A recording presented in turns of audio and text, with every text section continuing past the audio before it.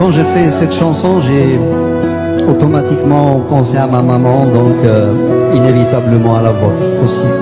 Je me souviens, je devais avoir 7-8 ans, pas plus. Nous étions en Kabylie. Elle était là, à côté de moi, en train de battre du lait qu'elle a mis dans une calebasse, vous savez, une espèce de baratte. Et elle le battait en faisant ce geste-là, peut-être qu'un certain nombre d'entre vous ont déjà vu faire.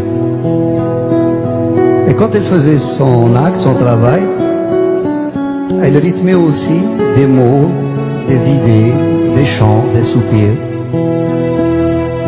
Ça lui arrivait de pleurer des fois, même d'esquisser un sourire à des moments aussi. Et vous savez, sur le coup, j'étais jeune, beaucoup trop petit pour comprendre. Ayant bien sûr grandi et surtout ayant emmagasiné toutes ces choses dans ma tête, dans ma mémoire, je me suis rendu compte alors qu'elle ne faisait que se confier à son instrument, parce qu'elle n'avait pas d'autre interlocuteur valable. Et c'est là où j'ai compris une chose, cette image de femme qui était là, subissant la loi du milieu, du mal, et qui se confiait donc à une chose inerte. Et c'est là où j'ai compris une chose assez importante dans ma vie, c'est que ce n'est déjà pas évident d'être une femme en général dans n'importe quelle société, qu'elle soit moderne, avancée, aboutie ou non. Je crois que ça l'est encore moins dans des sociétés à forte tradition telles que la mienne. Et j'en voulais pour preuve cette dame qui se trouvait être ma mère. J'ai compris une deuxième chose, c'est que j'ai sorti inconsciemment cette chanson du fond de mon enfance, à travers des visions que j'ai eues et que j'ai vécues, des sensations que j'ai éprouvées. J'ai tout de suite compris aussi qu'elle n'était plus à moi tout seul, mais qu'elle nous appartenait tous. Parce que d'abord, on a tous une maman et que pour peu qu'on appartienne à une de ces sociétés un peu à forte tradition, on a une image de la mère assez spécifique, assez spéciale. Et à ce titre, j'ai l'habitude donc de la partager avec vous en vous demandant une chose bien simple, ce que je fais depuis pas mal de temps. Essayez ce soir, ce samedi soir à plutôt, d'avoir dans votre tête une image claire, précise, lumineuse de celle qui vous a donné la vie, ou tout simplement de celle que vous aimez. Qu'elle soit ou non de ce monde, je pense qu'elle sera à jamais gravée dans nos cœurs. Vous pourriez me dire pourquoi, bien sûr. Parce que l'un de vous pourrait me dire, bon, ma maman est avec moi, on vit ensemble, il n'y a pas tellement de soucis.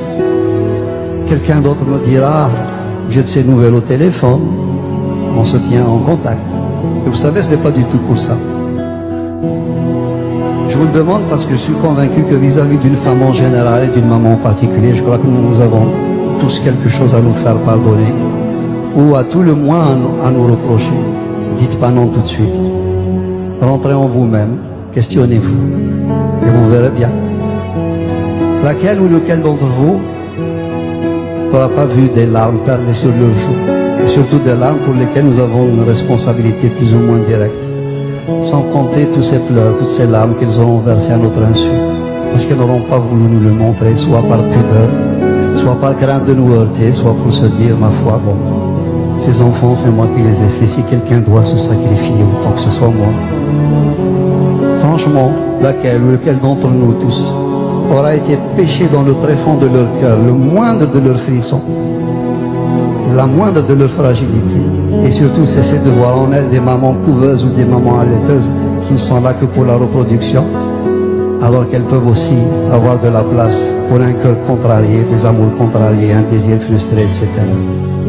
Et à côté de cette femme qui est la nôtre, j'aimerais avec votre permission que l'on y associe l'image de ces millions et de ces millions de femmes qui sont restées là-bas, de l'autre côté de la Méditerranée, et qui n'ont pas la chance de vivre des moments comme ceux de ce soir. Et là aussi, vous pourriez me dire pourquoi? Parce que, comme nous tous, il nous arrive de rêver, puis surtout de courir naïvement après nos rêves.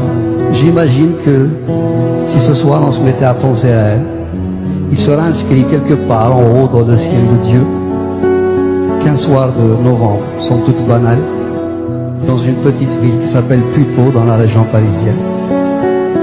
Quelques centaines de personnes étaient là ce soir. Mais cette soirée banale devient exceptionnelle dans la mesure où c'est quelques centaines de personnes. Il n'y avait ni Marocains, ni Algériens, ni Français, ni Tunisiens, ni autres. Il y avait simplement quelques centaines de cœurs qui étaient là, les uns à côté des autres, prêts à sortir d'eux-mêmes ce qu'ils ont de meilleur en émotion, en amour, en tendresse. Et que dans un élan commun en pensant à elle, bien sûr, j'imagine une boule émotionnelle monter dans le ciel, traverser la mer et puis aller s'éparpiller en millions et en millions de petits morceaux, chaque petit morceau étant un tout petit peu de bombe dans leur cœur meurtri. Et c'est à ce moment-là où cette fois-ci, je suis sûr que ce n'est plus un rêve, on se dira dans un coin de ciel que ce soir-là, dans cette petite ville de Puteaux, ces quelques centaines de gens ont fait quelque chose de magnifique. Symbole.